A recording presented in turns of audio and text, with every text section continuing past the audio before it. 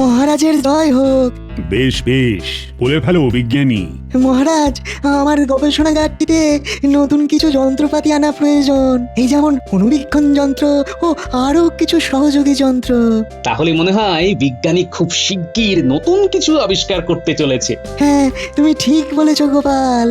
আমার কিছু আবিষ্কার একেবারে দোরগোড়ায় এসে আটকে আছে, শুধু এই যন্ত্রের অভাবে। হ্যাঁ, সবই তো বুঝলাম বিজ্ঞানী, তবে তোমার নতুন আবিষ্কারকে এখন কিছুদিন দোরগোড়ায় দাঁড়িয়ে থাকতে বলো। হ্যাঁ, হ্যাঁ হ্যাঁ মহারাজ বলছেন তো। তাছাড়া আবিষ্কার যদি দোরগোড়ায় দাঁড়িয়ে না থাকতে পারে, তুমি কিছুদিন অপেক্ষার দোরগোড়ায় থাকো। মানে গোড়াতেই গন্ডগোল। থামো গোপাল, তোমায় আর ফোড়ন কাটতে হবে না। হ্যাঁ, ফোড়ন? সেই 5 ফোড়নের গল্প। ফোড়ন কাটাই যে আমার কাজ মন্ত্রী মশাই। তোমার কোনো কাজই নেই? বাহ বাহ বাহ, একেবারে আমার গিন্নির মুখের কথা। মহারাজ, একটুকু বলুন, রাজকোষে কি কোনো ঘাটতি দেখা দিয়েছে? তুমি চুপ করবে গোপাল। রাজকোষ নিয়ে তোমার মাথা না ঘামালেও চলবে। তুমি যখন কথাটা তুললে গোপাল, তখন বলেই দিচ্ছি, রাজকোষের অবস্থা খুবই খারাপ। তাই বিজ্ঞানীর যন্ত্রের পিছনে অর্থ মঞ্জুর করার মতো অবস্থায় যে আমি নেই। কিন্তু মহারাজ, এই বছর তো বৃষ্টি খুব ভালো হয়েছে, প্রজাদের সব গোলা ভরা ধান হয়েছে, তারা ঠিক করে খাজনা পুরোপুরি মনের আনন্দেই দিয়েছে, তবে কেন রাজকোষে এত ঘাটতি মহারাজ? দেখো গোপাল, প্রজারা খাজনা দিয়েছে এটা সত্যি, কিন্তু এতেও আমার মনে হচ্ছে ঘাটতি হচ্ছে। তাই আমি নিজেই খরচ কমানোর সিদ্ধান্ত নিয়েছি। আর শুধু আমি নই, আমি চাই এই রাজ্যের প্রজারা যেন অপব্যয় না করে, সবাই তাদের জীবন ধারণের খরচ কমাক। তাহলে এখন কিছু হবে না? শুনলে তো সব বিজ্ঞানী, তুমি বসো, এখন কিছু হবে না। মহারাজ, আমাদের রাজ্যের উন্নতির জন্য বিজ্ঞানীর নতুন নতুন আবিষ্কার করা খুবই প্রয়োজনীয়। আমি সব বুঝি গোপাল, কিন্তু আমাদের নিজেদেরকেই তো আগে সংযত হতে হবে। গোপাল অবশ্য এ ব্যাপারে খুবই সংযত মহারাজ। জীবনে গোপালকে বাজার থেকে ভালো কিছু কিনতে দেখিনি। মন্ত্রী মশাই, অন্য লোকে কি কিনছে সে ব্যাপারে নাক গলানো খুব কাজের কথা নয়। আপনি তো আমার থেকে বেশি মাইনে পান, আপনি কি কেনেন? গোপাল, এখন এসব কথা আর না বলাই ভালো। তুমি যদি সংযত জীবন যাপন করো সে তো খুব ভালো কথা, আরে আমি বলছি সবার কথা। কিন্তু মহারাজ, আপনি তো বলেছিলেন আমার পাঠশালাটি ভালো করে সারানোর জন্য আপনি অর্থ সাহায্য করবেন। মহারাজ মাফ করবেন, তবে পাঠশালার উন্নতির জন্য এটা দরকার মহারাজ। তা এই মুহূর্তে কি অবস্থা? পড়াশোনা করবার জন্য ছেলেমেয়েরা বসতে পারছে তো? হ্যাঁ, তা পারছে। তা তোমার বিদ্যাদানের সঙ্গে পাঠশালার সারানোর তাহলে বিশেষ সম্পর্ক নেই। সবাই বসছে, আর এখন বড় কোনো ঝড় বৃষ্টির সময়ও নয়, তাই এক্ষুনি সারাবার ব্যাপারটি মুলতুবি রাখছি। আজ্ঞে মহারাজ। রাজকোষ আরো কিছুটা ভরে উঠুক, এখন তো খুবই খারাপ অবস্থা। মহারাজ, আপনার সময় কিন্তু এখন শুভ, আর কুষ্টি বিচার করে আমি রাজকোষে যথার্থ অর্থাগম দেখতে পাচ্ছি। কি বলছো জ্যোতিষী? সেই পরিমাণ অর্থাগম কোথায় হচ্ছে? তুমি ভালো করে নতুন করে গণনা করো, কবে আর অর্থাগম হবে দেখো দেখো ভালো করে। বেশ মহারাজ, আপনি যখন বলছেন আমি নতুন করে আবার গণনা করব, তবে আপনি জানেন আমার গণনায় কিন্তু ভুল হয় না। মানুষ মাত্রেই ভুল হয়। আমি বিচার করে দেখেছি মহারাজ, যদি বাইরের বণিকদের থেকে হিরে চুনি পান্না নিয়ে আপনি আপনার মন্দিরে স্থান দেন, তবে রাজকোষের অবস্থা আরো ভালো হবে। ও বাবা, তার মানে তো আরো খরচ! কি কাণ্ড! আগে মহারাজ, কিছু পেতে গেলে তো কিছু খরচ করতেই হবে। একটি হিরে, একটি চুনি আর একটি পান্না আপনাকে কিনতে হবে মহারাজ। অসম্ভব অসম্ভব, এই খরচ করা যাবে না। মহারাজ, আপনি রাজা, আপনার জন্য এইটুকু এমন কি ব্যাপার? এটা অতি সামান্য। না না না, এটাই অসামান্য, রাজকোষে ঘাটতি। সভাকবি, এ ব্যাপারে তুমি কি বলো? যদি রাজকোষে ঘাটতি হয় অর্থ, তবে মহারাজ আপনি বলেছেন যথার্থ। সাধু, সাধু। থাক তবে, শুধু মহারাজ আপনি একবার খাওয়াবার কথা বলেছিলেন। কিরকম গোপাল? না মানে আগেও তো আপনি আমাদের পেট ভরে ভুরি ভোজ করিয়েছেন, তাই ভাবছি আবার কবে সেই দিন আসবে। উপলক্ষ গোপাল? মন্ত্রী মশাই, মহারাজ তো খুশি হয়ে আমাদের মানে আপনাকেও বহুবার ভালো মন্দ খাবার খাইয়েছেন। মহারাজ আনন্দে থাকলে খাওয়াবার জন্য বিশেষ উপলক্ষের প্রয়োজন পড়েনি তো। কিন্তু এখন যে সময় খারাপ। আম খাইয়েছি নিশ্চয়ই, এরপরেও খাওয়াবো, কিন্তু এখন নয়। এখন তোমাদের খাওয়াতে গেলে রাজকোষে বিপুল ঘাটতি হয়ে যাবে। যদি হয় রাজকোষে অভিনব ঘাটতি, তবে যেন চেয়েও না এতটুকু বাড়তি। ঠিক কথা সভাকবি। এখানে একমাত্র এখন বাড়তি চাইবার কথা শুধু গোপাল বলেছে। কি জানি মহারাজ, আমি তো আপনাকে ভয় পাই না, বাকিরা হয়তো ভয় পায়। আমি তো আপনাকে ভালোবাসি মহারাজ, তবু বলছি আমি যা জানি আমাদের রাজকোষে যথেষ্ট পরিমাণে সম্পদ মজুত আছে মহারাজ। তাতে তোমার কি হে? আসলে ব্যাপারটা কি, যখন যে রাজ্যের রাজা কৃপণ হয়ে ওঠে তখন সেই রাজ্যের প্রজাদের কপালে দুর্ভোগ শুরু হয়ে যায়। আপনি ভীষণভাবে কৃপণ হয়ে উঠেছেন মহারাজ। মহারাজ, গোপালে এত বড় স্পর্ধা ও আপনাকে গিফটে বলছে? আপনি থাকতে আপনার সামনে আড়ালেও না? আমার আড়ালে কিছু বলতে হয় না মন্ত্রী মশাই, ওটা হয়তো আপনি বলেন। তুমি তো কোনো হোমে যজ্ঞে লাগো না গোপাল। মহারাজ শুধু শুধু তোমাকে মাইনে দিয়ে পুষছে, আর সেই মহারাজকে তুমি কিপ্টে বললে? তোমাকে বরখাস্ত করলে তোমার মাইনের অর্থ রাজকোষে ঢুকতে পারে, তাই তো মহারাজ? হ্যাঁ ঠিক তাই গোপাল, তোমাকে বরখাস্ত করা হলো। কাল থেকে তুমি আর রাজসভায় আসবে না। তোমার যা পাওনা হয়েছে সামনের মাসে তোমাকে মিটিয়ে দেওয়া হবে। আগে মহারাজ, আমার সামান্য কিছু অর্থ পাও না, ওই আমার মাইনে। এই মাসে যে কটি দিন সেটি এখন মিটিয়ে দিলেও চলবে। না, চলবে না। তাতেও কি রাজকোষে ঘাটতি হয়ে যাবে মহারাজ? গোপাল, যা বলার আমি বলে দিয়েছি, তুমি এখন আসতে পারো।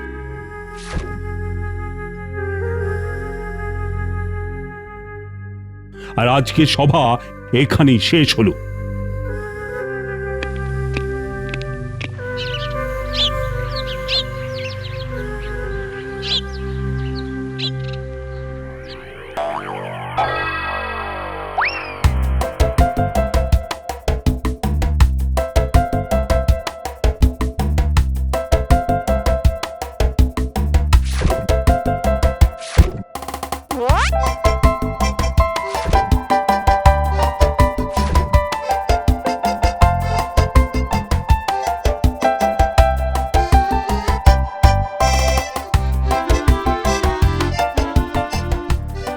এই শোন, এদিকে আয়। তোরা আজ রাতে পেট ভরে খেয়ে যাবি, বাড়িতে জানিয়ে দিস। তাই নাকি দাদু? বাজার থেকে আসছো? মন খুলে বাজার করেছি। কি খাচ্ছ দাদু? তোদের ভালোবাসার সব কিছু এনেছি রে। ভালো মাছ, সবজি, পায়েসও হবে। বাহ বাহ, খুব মজা হবে। এছাড়া মুরকি, মিষ্টি, দইও আছে। কিন্তু হঠাৎ কি ঘটলো বলো তো দাদু? আরে ভালো খেতে ইচ্ছে করলে এমনিই খাওয়া যায়, কোনো পার্বণের প্রয়োজন পড়ে না, বুঝলি? চলে আসিস।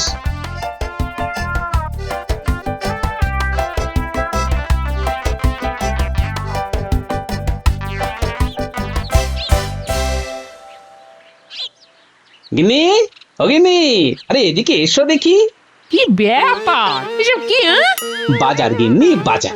আরে বাবা, তোমাকে কাঁচকলা খাইয়ে রাখবো না, মানে আজকে ভালো করে রান্না করো দেখি। ন্যাপলা, গুলটে, পুঁটি, ট্যাপা সবাইকে আসতে বলেছি। বাবা, আজ সূর্য কোন দিক দিয়ে উঠেছে কে জানে? জমিয়ে খাওয়া যাক, পায়েসও করো কিন্তু। কিন্তু হঠাৎ এইসব কেন? আহা, আমার খালি মনে হয় যে তুমি বারবার বলো আমি ভালো করে বাজার করি না, তাই আজ মন প্রাণ ঢেলে বাজার করেছি গিন্নি। এটাই তাহলে আসল কথা তো? আরে এর মধ্যে আর নকল কথা কি থাকবে গিন্নি? আমার যেন মনে হচ্ছে আরো কিছু কাহিনী আছে যেটা তুমি আমাকে বলছো না। তুমি আগে ভালো করে রান্না করো দেখি। ঠিক আছে ঠিক আছে, বলি তুমি ভালো করে হাত পা ধুয়ে নাও। হ্যাঁ, সেই ভালো।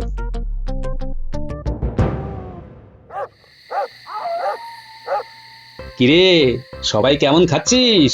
তোদের দিদিমা কিন্তু খুব ভালো রান্না করে, বুঝলি? পারছি দাদু।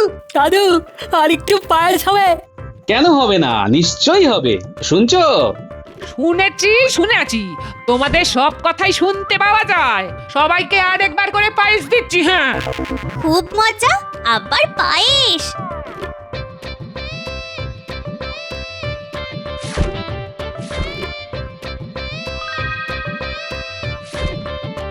কিরে, আর কিছু নিবি? আমি আর কিছু পারবো না বাবা, পেট একদম ভরে গেছে। গুলটে, না না, আমিও পারবো না। আমি এখন কিভাবে বাড়ি যাব সেটাই তো ভাবছি। বেশ বেশ, ন্যাপলা তুই বল। আমি তো একটাই খেয়ে উঠতে পারছি না। সব খেতে হবে কিন্তু। যা, এবার গিয়ে হাত মুখ ধুয়ে নে যা। কই গো গিন্নি, ওদের খাওয়া হয়ে গেছে, এবার তুমি আর আমি বসে পড়ি। হ্যাঁ,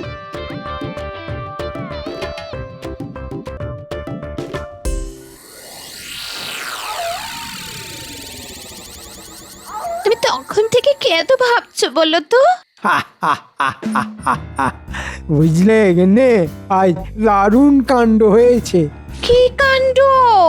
মহারাজ গোপালকে রাজসভা থেকে বরখাস্ত করেছেন। সে কি? ওদের তাহলে চলবে কি করে? তোমাকে অত কে ভাবতে বলেছে? ওদের ব্যাপার ওরা বুঝে নেবে, আমার ভাববার দরকারই নেই। না না না, আছে আছে। কি আছে? গোপালকে বরখাস্ত করাতে আমার অনেক সুবিধে হয়ে গেছে। এখন মনের আনন্দে আমি খালি রাজকোষের ঘাটতির পর ঘাটতি করে যাব। মহারাজ নিজেও খুব কিপটেমি শুরু করেছে। সে কি?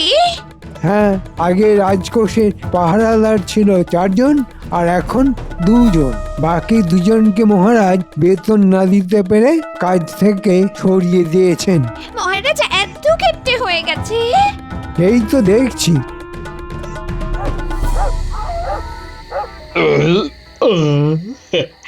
খাওয়াটা জব্বর হয়েছে। বহুদিন পর এরকম ভাবে খেলাম, বুঝলে। এবার বলো দেখি ব্যাপারখানা কি? হ্যাঁ,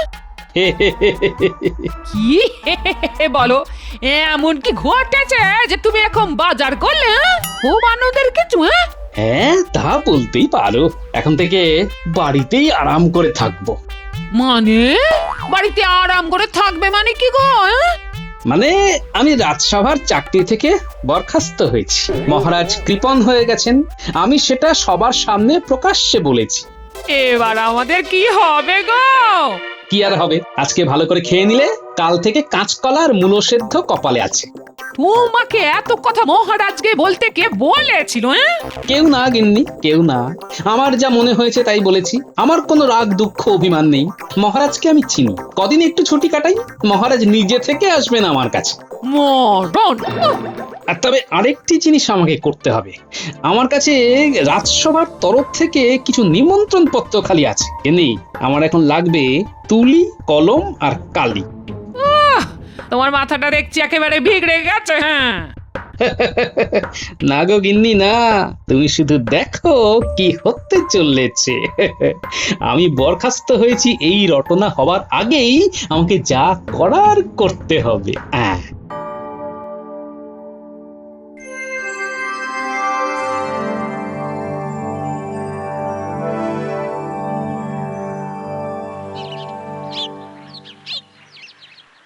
কি হয়েছে গোপাল কাকু? আজ আমি একটি বিশেষ কাজে এসেছি। বিশেষ কাজ? কি কাজ গো? বসো না, দাঁড়িয়ে রইলে কেন? না না, অনেক জায়গায় আজ আমাকে যেতে হবে। বলতে গেলে এই রাজ্যের সব জায়গায়। কাকু বলো তাহলে। আমাকে কিছুই বলতে হবে না, এটি একটি আমন্ত্রণ পত্র। এটি পড়লেই তুমি সব বুঝতে পারবে। বললে নিয়ে এসো, আশা করি সবকিছু কুশলী আছে। এই পত্রে আমি আপনাদের আমার ও রানীর বিবাহ বার্ষিকী উপলক্ষে আমন্ত্রণ জানাচ্ছি। আগামী বুধবার রাজবাড়ি প্রাঙ্গণে আপনাদের সবার জন্য একটি প্রীতি ভোজের আয়োজন করা হয়েছে। আপনারা উপস্থিত হলেই আমাদের আমন্ত্রণ সার্থক। ইতি রাজা কৃষ্ণচন্দ্র। এ কি গোপাল দাদা, মহারাজ স্বয়ং আমাদের নিমন্ত্রণ করেছেন? শুধু তোমরা নয় আরো অনেককেই। তাই তো বললাম আমার এখন অনেক কাজ। আচ্ছা আসি, বুধবার পৌঁছে যাও কিন্তু।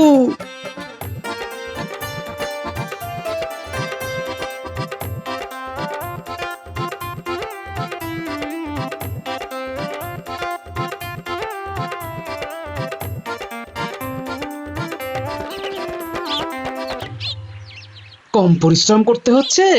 দেখো, সব আমন্ত্রণ পত্র ধরে ধরে লিখেছি। পত্রের মূল ভাষা মহারাজই ঠিক করেছেন। শত হোক বিবাহ বার্ষিকী বলে কথা। এরকম একটি আমন্ত্রণ পাবো সে তো আমার কল্পনাতেও ছিল না। সত্যি আমি তো এখনো ভাবতে পারছি না। ও মা, খুব মজা হবে, দারুণ দারুণ সব খাবার হবে। কিরে, এখনই জিভে জল চলে আসছে নাকি? আগামী বুধবার কোনো কাজ রাখবে না। রাজ্যে কোথাও কাজ হবে না, সবাই তো রাজবাড়ি যাবে। আচ্ছা আমি এখন চললাম, আমারও অনেক কাজ। সাবধানে যাও গোপাল কাকা, বাইরে রোদ্দুর বেশ চড়া। এই সব আমার অভ্যেস আছে, তোমরা কিচ্ছু চিন্তা করো না। আগামী বুধবার মনে থাকে যেন। সে আর বলতে, আর আমরা ভুলে গেলেও পুটি আছে তো মনে করাবার জন্য, ও কিছুতেই ভুলতে দেবে না।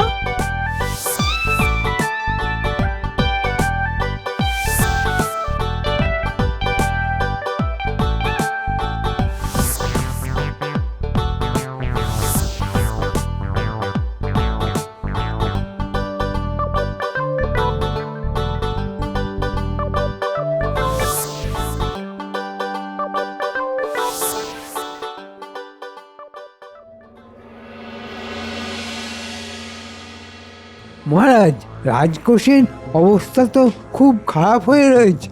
এখন নবাবকে কি বলে জবাব দেব? নবাব জানতে চাইছেন। কি আশ্চর্য! আহ, নবাব তো জেনেই খালাস। যত ঝামেলা আমাদের। নবাবকে জানিয়ে দাও। হ্যাঁ বলুন মহারাজ, কি হলো মহারাজ বলুন। আরে বলবো তো বটে, কিন্তু কি বলবো সেটাই তো ভাবছি। এর তো খুব সোজা মহারাজ। এখন আমরা কেউ কোনো কর আদান প্রদান করব না। এতে মানুষের উপকারী হবে। ভবিষ্যতে রাজকোষ জমজমাট হলে আমরা যা পারি খাজনা দিয়ে দেব। মন্ত্রী, এটা কি নবাবের পত্রের জবাব? তুমি কি চাও নবাব আমাদের কৃষ্ণনগর আক্রমণ করুক? না না মহারাজ, আমি একেবারেই চাই না। তুমি তাহলে চুপ করো। এই সময় আমার দরকার ছিল গোপালের। কি যে হলো!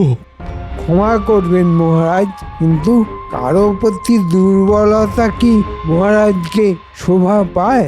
গোপালকে আপনি অনুভব করছেন বুঝতে পারছি, কিন্তু গোপালেরও তো উচিত ছিল আপনার কাছে এসে ক্ষমা চাইবার। মনে রাখবেন, তা সে চায়নি।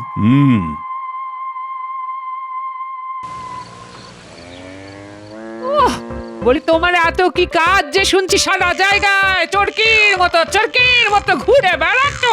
সাধু হয়ে যাওয়ার ইচ্ছে হলে আগেই বলে ফেলো বাপু, আমি তাহলে বাপের বাড়ি চলে যাই। হ্যাঁ, অনেক হয়েছে, তোমাকে নিয়ে আর পারছি না। সবুর করো গিন্নি, সবুর করো। কাল একটি বিশেষ দিন। কাল হলো বুধবার, কি আছে কালকে? কাল মহারাজের বিবাহ বার্ষিকী, মানে আমি সেরকমই শুনলাম।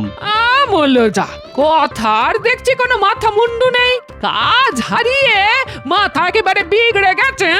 বলি রাজা রানীর বিবাহ বার্ষিকী, তো তাতে তোমার কি? আমার বলি নিজের বিবাহ বার্ষিকী নিয়ে কখনো ভেবেছ? আমাকে একটা নতুন শাড়ি কখনো কিনে দিয়েছ? কবে? সেটা তো ভুলে গেছে মনে হয়।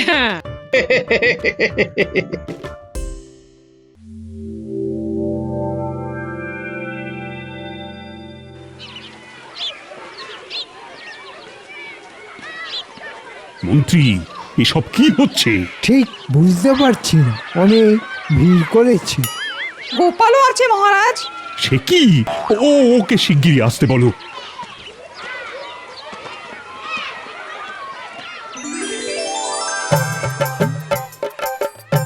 আমি জানতাম আপনি আমাকে ডেকে পাঠাবেন। প্রথমেই বলি, এই যে ভিড় হয়েছে এই ব্যাপারে ওই সভাকবি, জ্যোতিষী, বিজ্ঞানী, পণ্ডিত সবটাই জানে। সে কি? তোমরা জানতে? কিন্তু গোপাল, এত ভিড় কিসের জন্য? আগে মহারাজ, আজ যে আপনার বিবাহ বার্ষিকী, তাই আমি নিজেই আপনার হয়ে আমন্ত্রণ জানিয়েছি মহারাজ। এরা সবাই ভুরি ভোজ করতে এসেছে। হ্যাঁ? আজ আমার বিবাহ বার্ষিকী। আগে মহারাজ, আপনার তো খাওয়াতে একটা উপলক্ষের দরকার ছিল। আমার উদ্দেশ্য ছিল ভালো করে খাওয়া। এখন যারা এসেছে তাদের যদি না খাইয়ে ফেরত পাঠান, তাহলে যে রাজবাড়ির সম্মান একেবারে থাকবে না মহারাজ। বুঝেছি গোপাল, বুঝেছি। আর তোমরাও সব জানতে।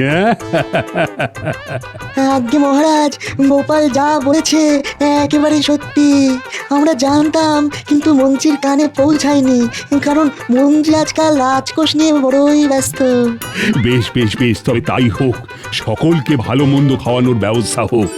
বিবাহ বার্ষিকী হোক চাই না হোক, রানীকে তো জানাতেই হবে। আর গোপাল, তুমি ছাড়া এই রাজসভা একেবারেই মেড়মেড়ে। আগে মহারাজ, ওই রান্নায় ফোড়ন দিলে খাবার খেতে ভালো লাগে মহারাজ। আর মহারাজ, রাজকোষে যা সম্পদ আছে তাতে প্রজাদের সহস্রবার খাওয়ানো যায়। দয়া করে আর কৃপণতা করবেন না মহারাজ।